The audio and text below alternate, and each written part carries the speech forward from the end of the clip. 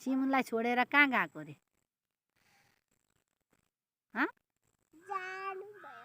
कता?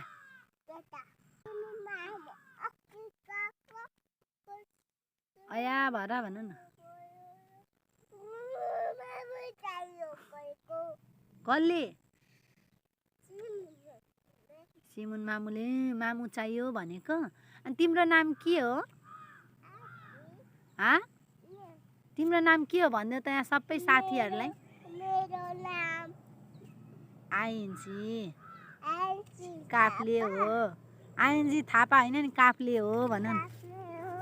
अनि तिम्रो बाबाको नाम के हो? फेरि कहाँ गएको? यहाँ सुन न, तिम्रो बाबाको नाम के हो?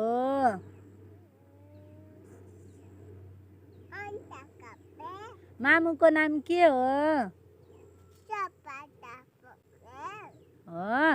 तिमी कति क्लासमा पढ्छौ?